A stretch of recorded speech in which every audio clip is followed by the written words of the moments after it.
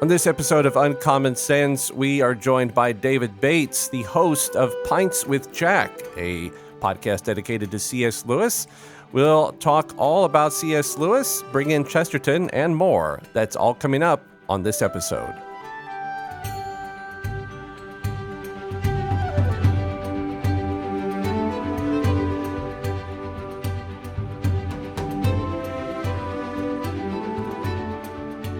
Greetings, welcome. Thank you so much for joining us on Uncommon Sense, the official podcast of the Society of G.K. Chesterton. I am Albert Saenz, joined with my wonderful co-host, Gretelyn Darkey. Gretelyn, a good morning to you. Good morning.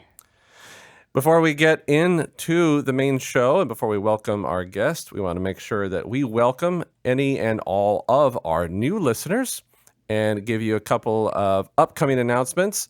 Coming up in December, we have a set of fun episodes waiting. We're going to have a Charles Dickens episode. It's going to be Chesterton on Dickens on Christmas. So be on the lookout for that one, as well as a Christmas-themed staff episode.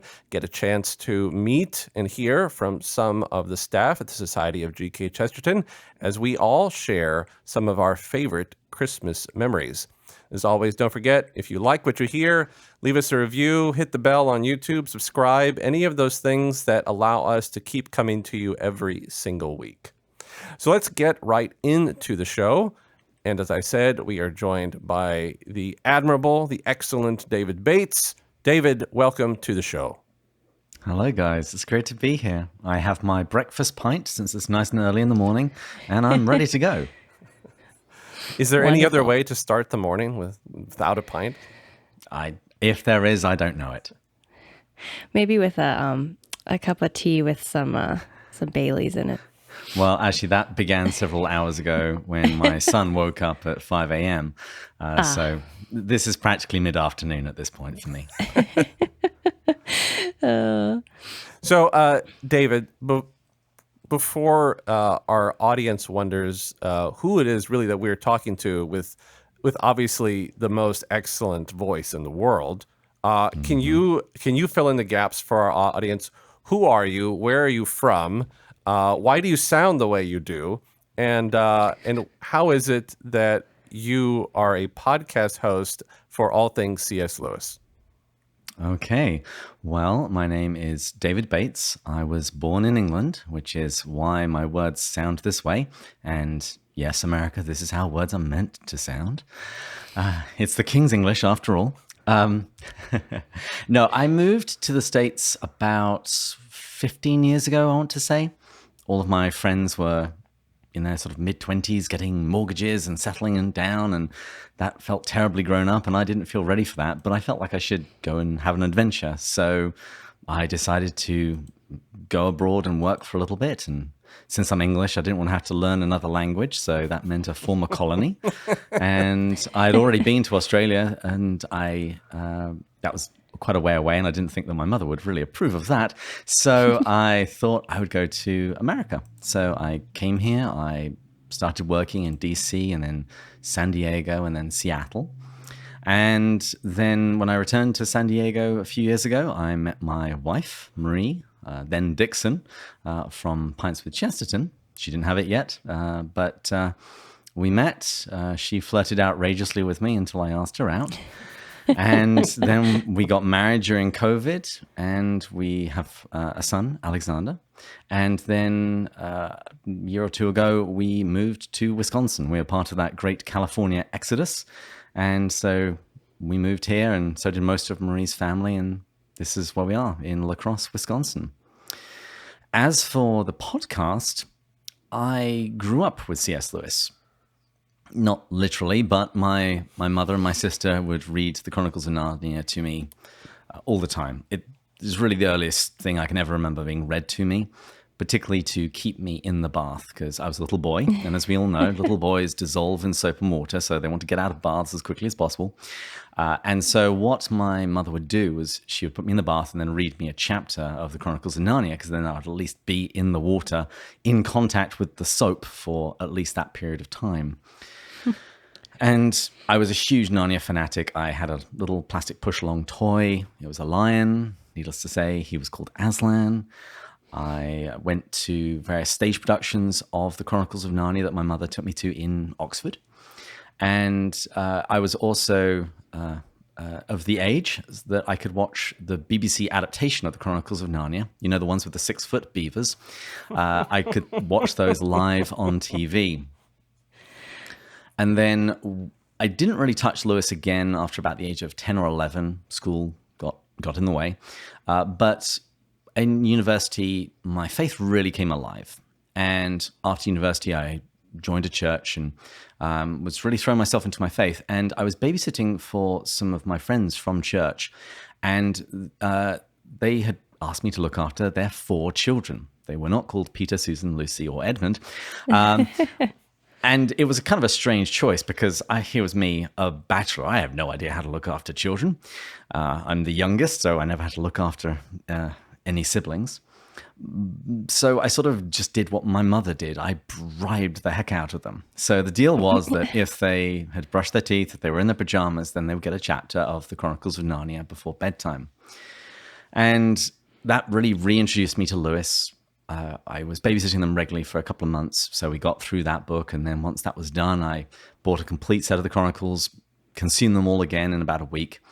And I was now at a stage in my life where people said, oh, you know, he wrote other things as well. And so that's how I got into Mere Christianity, The Great Divorce, the Screwtape Letters. And then when I had moved to the States, I was at a party in San Diego. And as I wont to do at parties, I was talking about C.S. Lewis. And that was where I met my future co-host, Matt Bush. We had a moment that Lewis describes in The Four Loves. The beginning of friendship is a, what, you two? I thought I was the only one. That sort of moment. So we had that moment, and I had been saying for a while I wanted to start a reading group to dig into Lewis a bit more. And we just decided that even if it was just the two of us with a coffee or a pint, that would be fun. So we started doing that, and I advertised on Facebook, hey, we're going to be meeting at this place if anyone wants to join us. And people started to join us. The downside was some people outside of San Diego wanted to be a part of it. And they said, you know, can you Skype us in? And we were meeting at a coffee shop, and that seemed like a logistical nightmare. So I said, no, we're not going to do that. And the other thing is also, we were going through the text far too quickly as far as I was concerned. You know, we covered Mere Christianity in 4 sessions. And so that was when I suggested to Matt, why don't we try doing a podcast? Because then we can slow down, take half an hour per chapter, and then everyone outside of San Diego can participate virtually by listening to our discussion, and we can have an email discussion afterwards. And so that's pretty much how Pints with Jack began. And since then, we've done 6 seasons. We've interviewed bunch of people. We've had about 325 episodes, I think. And we also picked up a new co-host along the way, Andrew Lazo, who is now a deacon in the Episcopal Church and will be ordained to the priesthood in January. Wow. Whew, quite a journey. Well, it all began with just some cheap microphones balanced on some books, which was balanced itself on an ironing board. So that's how it began. So it wasn't particularly flashy, but we've just been doing it now for quite a while. So we now have nicer microphones, and we even have like a stand, so we don't have to use an ironing board anymore. The romance of thrift, though. It's nice. Well, I'm curious. So you said this all sort of started from childhood and being a Narnia fanatic, and then the break, and then you sort of come back into it. Others tell you C.S. Lewis wrote other things. So, you know, it'd be easy to say, well, you were drawn in initially because of the Chronicles of Narnia. But at this point in your relationship with Lewis, what is it about Lewis that really continues to grab your attention? Well, you're right. Narnia captured me, and it captured my imagination as a child. And I would say that's actually something that Lewis still does. He is very much like Chesterton in that regard, in terms of he really values the imagination. and injects it into all of his writings, whether he's writing about literary criticism or fairy tales or apologetics. And that means that his writing is always very clear, because you always have images, mental images, to go along with whatever it is that he's talking about, whether he's trying to help you understand morality, whether he's trying to help you understand 16th century literature. He always communicates with real clarity, and also depth. Even the Chronicles of Narnia, which some people just dismiss as children's books, they're incredibly deep, and so much of it went over my head when I was a child. I remember my mother trying to explain to me that Aslan was Jesus, and I just thought she was crazy. No, Aslan is a lion. Jesus is a man. That I didn't know what book she was reading. But the depths of Lewis's work, the layers in that you can go through in understanding what he's saying, just means that you can never stop reading and rereading them. And also, just to read Lewis again, much like Chesterton, is to get a literary education, because Lewis is referring to all of these authors that I never really heard of, or I might have heard of them, but I never read their books. But when I hear how enthusiastic he is about them and how important they are to whatever it is he's talking about, it makes me want to go read them as well. And I also say, lastly, the great thing about Lewis, again, like Chesterton, is he wrote in on a lot of different genres. So however you're feeling at the time, whether you're wanting to do more apologetics, whether you're wanting to read some poetry, whether you're wanting to read autobiography, Lewis always has a book ready for you in whatever genre you want. Wonderful. It's funny because I find Chesterton easy to read no matter what, but I kind of struggle with some of Lewis. I love the Chronicles of Narnia. The Space Trilogy is I think amazing. But I personally have not been able to get into his essays and his his theology especially as much. But I love that you're doing a podcast, because I think that, again, if there was a group to be able to tap into, it would help a lot.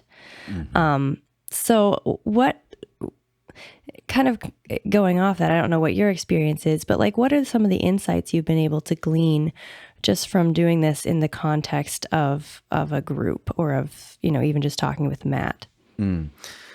It's funny. I was invited to speak to the Oxford C.S. Lewis Society while we were back in England. It was absolutely unplanned. I'd had some of the people in the area on the show. And so after we had booked our flights, I just said, I'm going to be in the area. And then it transpired that there was going to be a meeting. And then after a little bit, somebody said, do you want to give the talk? And I had no idea what you addressed the C.S. Lewis Society of Oxford about. So I pretty much gave the answer to that question. Well, what have we learned? And I would say one of the big things that we've learned is read Lewis slowly. And reread him regularly. And that's one of the big strengths of any kind of book group. When you slow down and you get to savor the text that you're reading, and you start looking up some of the references that you're not getting, and you start getting much more out of the text than you would if you were just trying to rush through it and just sort of tick it off just to tell people that you've read it. And so when reading it slowly in the podcast, because we typically only read a chapter, maybe 2 a week. And also when you've got to hit record and talk about that for half an hour, an hour, it makes you just read that text a little bit more carefully, because you don't want to look like an idiot. And also you then have not only your fellow co-hosts, but then also listeners, usually who are much more learned and well-read than you are, pointing out things that you missed. Because particularly Matt and myself, we don't have degrees in anything even vaguely related to this. Not English literature, not theology, not classics, nothing. I was a computer science major, and he also does stuff with the finance markets and computer programming as well. So very often we have people writing into us, pointing out the literary references that we missed. And that was also the nice thing about having Andrew along. And this is one of the other perks of having a podcast, that you get to talk to people who know much more about a subject than you do. And it's very weird if you contacted an author and said, hey, I really enjoyed your book. I want to talk to you for an hour. I'm going to record it. I'm going to listen to it again and again. I'm going to share it with some of my friends. that's weird. That's a weird invitation. But you can say, would you like to come on my podcast? And it's exactly the same thing, but it's much more socially acceptable. And you then get the benefit of talking to these experts and asking the questions about their book and about Lewis's works that you've always wanted to know. Wonderful. Building that community and being able to tap into it. It's nice. And we have a Patreon account and a Slack chat, and so we talk with all of our listeners, and there's a lovely community that sprung up around it, and even the odd romance. Wonderful.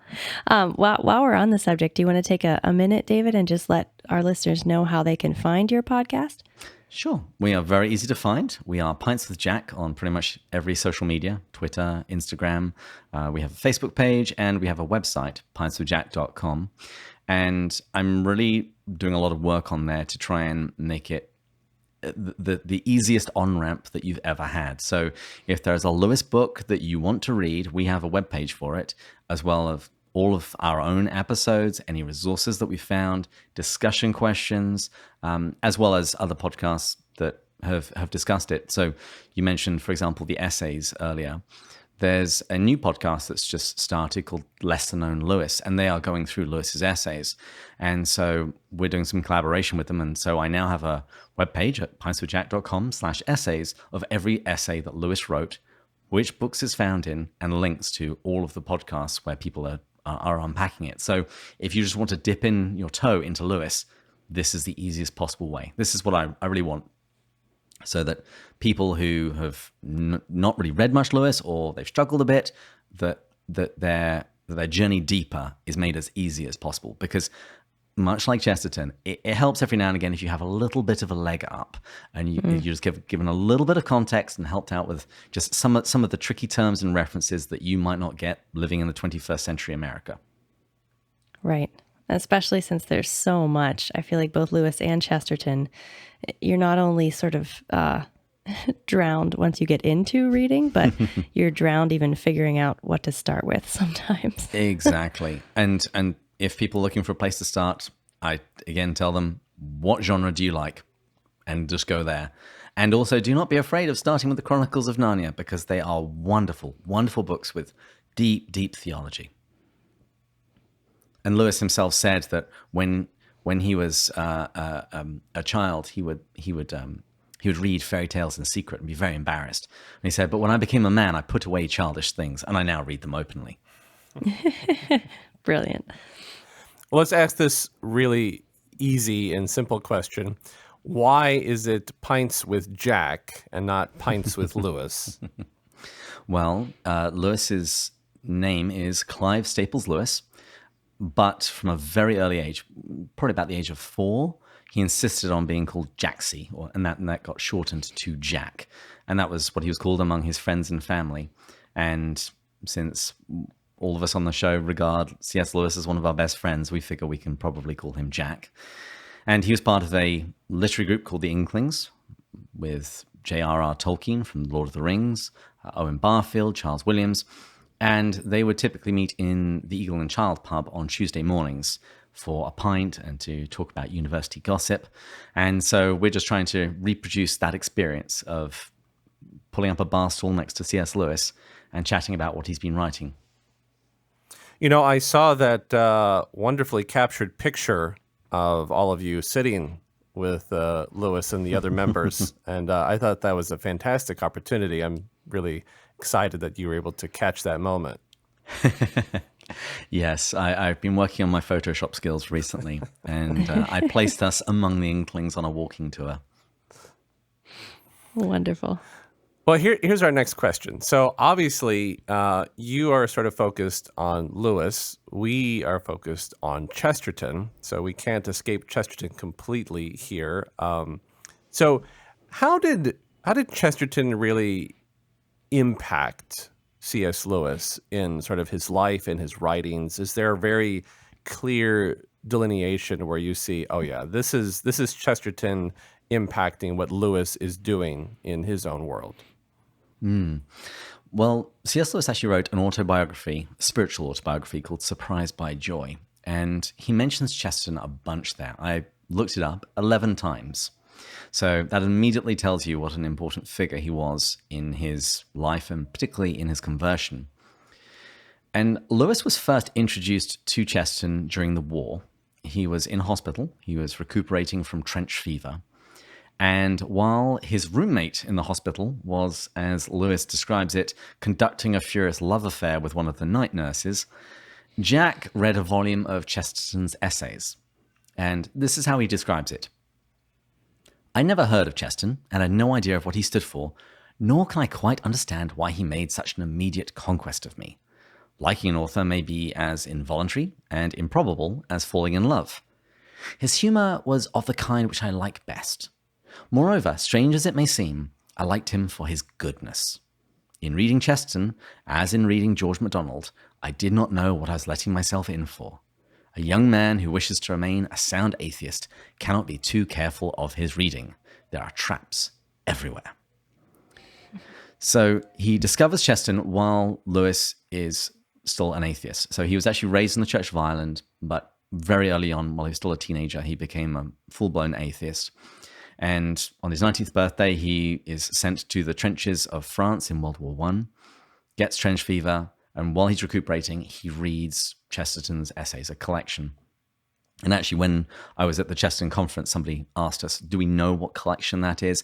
And not specifically, but I've got a short list of about 8 that it might have been. Joel Heck, he's a scholar who's done a lot of work on all of the details of Lewis's life, and he lists them out.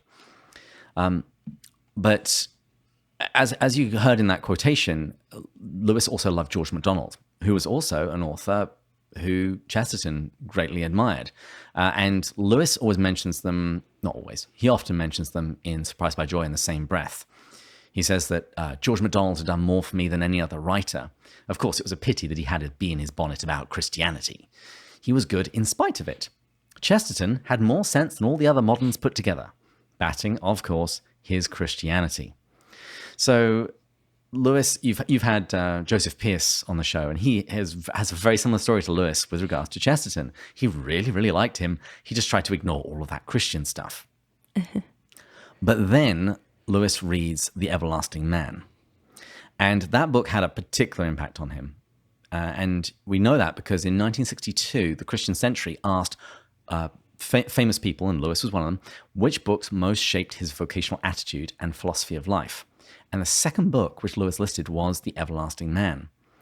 And back in his autobiography, Surprised by Joy, he explains that this was the first time that I saw the whole Christian outline of history set out in a form that seemed to make sense.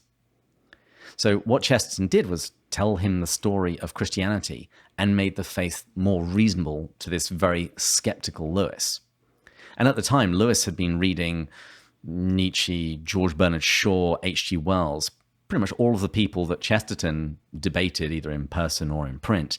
And Lewis noted that all of these authors, he found them very thin, whereas people like G.K. Chesterton, he found them rich and much more reflecting of life and reality. So funny. I've recently had the experience with Shaw that you read his first play and you're like, it's so deep. And then you keep reading and you're like, they're all the same. No, that's great though. Reminds me a little bit of Newman when he was, looking at the Catholic Church and, oh, I wish I could be Catholic, except that it's Catholicism. Well, it's funny, in Surprised by Joy, he even makes the comment, he says that, I noted earlier that I regarded Chesterton as the most sensible man alive apart from his Christianity. So the trouble was after reading The Everlasting Man, he said he would never articulate it because it would reveal it as nonsense. But after he read that, he thought Christianity itself was very sensible apart from the Christianity. He had a lot of baggage that he needed to work through. So what about yourself, David?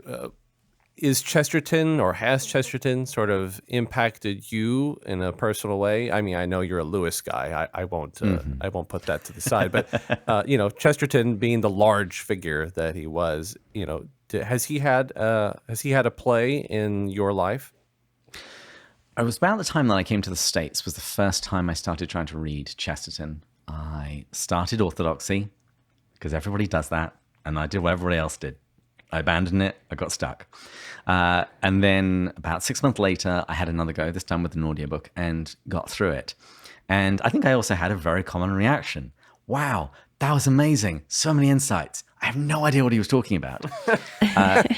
So that is actually a book that I've returned to many times. And actually, from the date of recording, this Saturday, I'm meeting with my brothers-in-law, because we have many of them here in Wisconsin now, and we are going to go through Orthodoxy.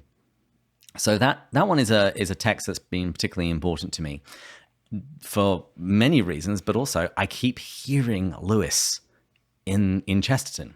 And you don't have to read much of either before you start noticing that there are some real commonalities. I actually had Dale Alquist on our show, and he made some sarcastic comment that once you've discovered Chesterton, you don't need to read Lewis anymore because it's all there in Chesterton. And he and I have a standing invitation to duel at some point to finally sort that out. But I mean, for example, the trilemma is one that's very famous, and it's very often associated with Lewis, the idea that Jesus is either a liar, a lunatic, or Lord. The thing is, even before Lewis put pen to paper, he had read The Everlasting Man, where Chesterton gives his own articulation of that dilemma. Another thing that any Lewis person will know is that Lewis was constantly railing against what he called chronological snobbery, this idea that new ideas are inherently better than old ideas because they're new and fashionable. But once again, long before Lewis ever even started to fight that, Chesterton had written about the democracy of the dead and how tradition refuses to submit to the small and arrogant oligarchy of those who merely happen to be walking about. So they make a really good pairing, Lewis and Chesterton, because you come across the same ideas, very similar ideas, in both authors, and both of them excelling in the way that they excel. You know, when you read Chesterton, he takes you on a journey. Sometimes you don't quite know where you're going, and you suddenly find yourself at an unexpected point of arrival, which can be delightful. And then other times, it's really nice when somebody just gets to the point and tells you the point, which is what Lewis will often do. So, I've loved Chesterton for that reason. And also my wife is host of Pints with Chesterton, so she's kind of a fan. So Chesterton is important to me by proxy in that way. And I remember, I don't think we were married yet. I bought her The Woman Who Was Chesterton by Nancy Brown. And Marie absolutely loved that. And she kept raving about Gilbert and Francis's marriage. And so the more personal impact that Chesterton has had on me is my attempts to emulate their own marriage. A duel to the death, no doubt, but one that's also filled with lots of silliness. Beautiful. Beautiful. I have a feeling Chesterton would approve of that. So I want to sort of ask the last big question because we're getting close here to the end. And I'm curious as to why Lewis, who was an atheist, who discovers Christianity, is there insight into why he made Christianity so prevalent in his writings? Because it would have been understandable. It says, hey, I'm a Christian. I believe in Jesus. I accept all the teachings of our Savior. Now I'm just going to write my books because I like to write. But why does he really make it so prominent that you can tell, okay, I know he's writing about Jesus. I know this is a depiction of the gospel. Why is that? Well, the 5-year-old me would completely disagree and would say that you're making the same mistake that my mother was making. Aslan is a lion, not a man. Walter Hooper was Lewis's secretary in the final few months of his life. And he described Lewis as the most thoroughly converted man in England. That when he discovered the truth and beauty of Christianity, he was all in. And much like the disciples, he couldn't stop writing and speaking about what he had seen and heard. And so I think he felt a real debt that needed to be repaid. In the preface to Mere Christianity, he was talking about why he wrote this book and saying that he wasn't going to get into doctrinal disputes, etc. He just wanted to help his fellow countrymen or Englishmen on the street to come to believe that Jesus is the Son of God. And he said that was where the line was thinnest. There wasn't much help in that regard. And so he said, to it I naturally went. So he saw a clear need and went to it. And in other of his essays, he basically tells the clergy that I'm just going to have to keep doing this until you guys start doing it. He just saw it as something that needed to be done and communicated in a way that was clear and winsome. And this was something that Lewis himself learnt, because prior to the writing of Mere Christianity, prior to the radio addresses which they were based on, he would travel around RAF bases, so air bases in England, giving talks. And they initially didn't go very well, probably because the titles of his talks were things like Soteriology and the Pauline Epistles. And that just went whooshing over everybody's head. And more importantly, they just didn't care. So as he was giving those talks, he changed the way that he was communicating. And so to speak to the common man. And he knew that this was something that he just had to do. And it just kept leaking out in all of his writings rather than just the explicitly Christian ones. And that actually nicely ties in with Lewis's own conception of myth. When he looked back into the classic myths of the Greeks and the Romans and the Norse, he saw the Christian story. And in Mere Christianity, he describes this as a way that God was communicating with the world. And this is actually a very similar argument that you find among the church fathers, that while God was preparing the Israelite people explicitly through the prophets, he was preparing the pagan world through their poets, through these myths, through these stories, communicating eternal truths under another kind of veil. And so when you look back on those stories with Christian lenses, and Dr. Louis Markos has got this wonderful book where he does exactly this. He goes back through all of those myths, looking at them with Christian eyes, and he sees the gospel there in a preparatory form, in a veiled form, but it's still the same story. And I think you see something happen similar with Lewis. He can't help but communicate Christian truth, even if he is talking about literary criticism or the meaning of words. Very well said. I appreciate that Lewis just basically didn't shy away from trying to share the faith. It wasn't just one book. It was such a large swath of his writings that basically it's like, hey, I'm going to try and help people learn about Jesus. Lion or man, his attempts were not in vain. David, we got to wrap up. But if you were going to tell people who have not read Lewis, you're going to say, start here. I know you said like pick a genre and go, but if you were going to suggest one book to introduce people to Lewis, what would you say? Oh, it's so difficult. Just one. I know. You could hear that. I was going to say, well, if no, I would say, pick up the copy of the Screwtape Letters. It is hilarious. It is insightful. And for people that don't know the work, it's the fictitious letters from a senior demon to a junior demon about how to tempt a human who has recently converted to Christianity, how to tempt this person and get him to go to hell. And people asked Lewis, how did you get all of this insight? Was it from reading the mystics, etc.? And he did read them and got an awful lot out of them. But he said, no, I just know my own heart. So you will read the Screwtape Letters and you will hear some advice that the senior demon gives to his nephew and realize that this is the same sort of lie that you've fallen for again and again and again. So I think particularly during the time of Advent, this is a good time for an examine, and C.S. Lewis helps us resist the devil. Wonderful. Ladies and gentlemen, we have had the pleasure of talking with David Bates, one of the hosts of Pints with Jack. If you would like to learn more about Lewis, whether it be a podcast or writings, head over to their website, pintswithjack.com, and have yourself a breakfast or an evening pint as you enjoy the website. And David, thanks so much for taking some time to be with us. Thank you very much. And yes, this is actually a good time to start listening to us because in the new year, we are starting a new book. We're going to be reading Out of the Silent Planet. Wonderful. Gretelin, also always so glad to have you with us. Thank you so much for being with us. Thank you, Albert. Always a pleasure.